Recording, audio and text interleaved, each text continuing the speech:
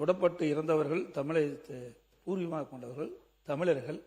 ஆகவே நம்முடைய மாநில அரசு அந்த குடும்பத்திற்கு ஏதாவது நிதியுதவி வழங்க முன்வருமா என்று தங்கள் வாயிலாக அறிவித்தார்.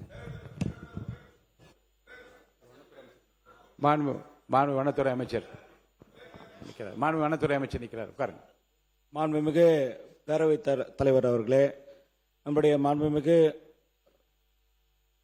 அன்புக்குரிய முதலமைச்சர் அவர்கள் அவர் ஆணைக்கிணங்க நம்முடைய தமிழக வனத்துறை சார்பாக இறந்தவர் அந்தோணிசாமி குடும்பத்திற்கும், ஜான் ரோஸ் பீட்டர் அவருடைய குடும்பத்திற்கும், குமார் என்பவர் குடும்பத்திற்கும் ரூபாய் 10 லட்சம் தலா ரூபாய் 10 லட்சம் கொடுப்பதாக நம்மளுடைய முதல்வர் ஆணைக்கிணங்க நம்மளுடைய வனத்துறை அதிகாரிகளிடம் ஆலோசிக்கப்பட்டு விரைவில் வழங்கப்படும் என்பதை இந்த அவையில் உங்கள் முன் தெரிவிக்கிறேன். நன்றி.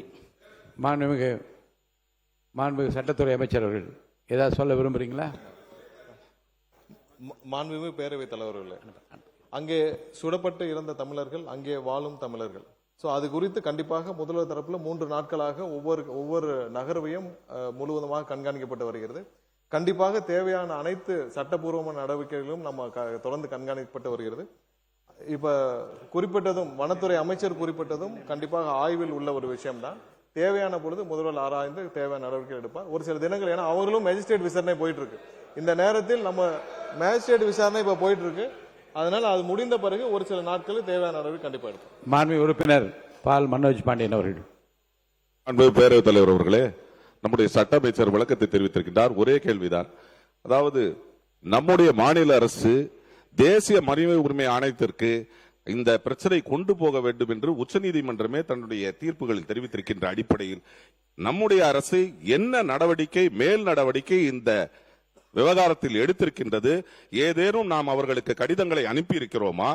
அவர்கள் மீது குற்ற வழக்குகள், கொலை வழக்கு பதிவு செய்ய சொல்லி இருக்கின்றோமா? அல்லது அவர்களுக்கு இழப்பீடு கொடுப்பதற்கு ஏதேனும் கடிதங்கள் அனுப்பி இருக்கிறோமா?